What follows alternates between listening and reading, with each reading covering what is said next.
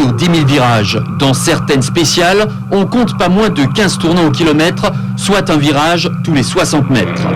Entre la montagne et le précipice, c'est le rallye de la peur et du danger.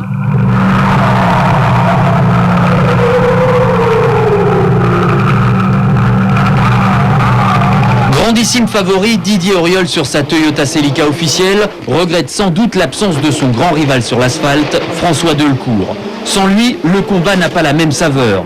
Mais pour Didier, le principal adversaire en Corse, c'est le bitume qui menace à chaque instant de se dérober sous ses roues. Au terme de la première étape Ajaccio-Bastia, Auriol a donné le ton de la course. Il remporte les 8 spéciales de la journée.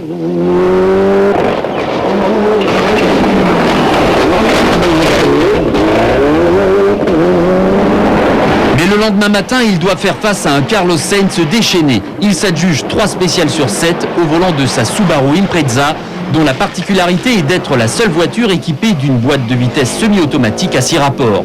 Mais la voiture n'a encore jamais gagné en championnat du monde.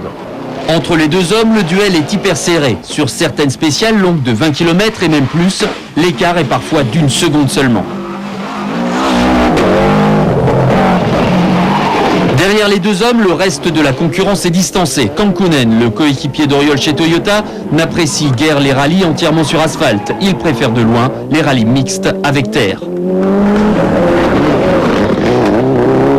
Privés de Delcourt, les Ford Escort Cosworth sont moins à la fête ici. Biasion et Thierry naviguent aux alentours de la 5e place.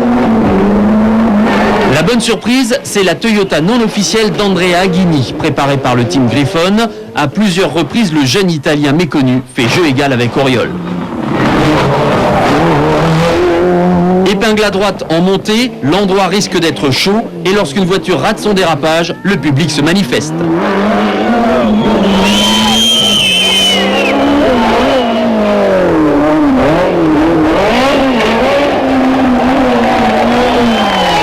Le fan club de Ragnotti est venu en force. Sur sa Clio, Jeannot joue ici la victoire en championnat de France.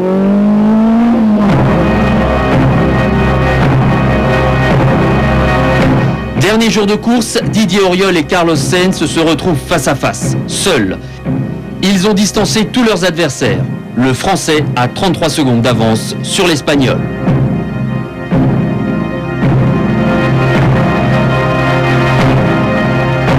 C'est d'abord Carlos Sainz qui prend le dessus. Il remporte les 3 premières spéciales de la journée et revient à 9 secondes d'Auriol. Mais dans la spéciale interminable de 43 km, 2 pneus crevés lui font perdre tout espoir.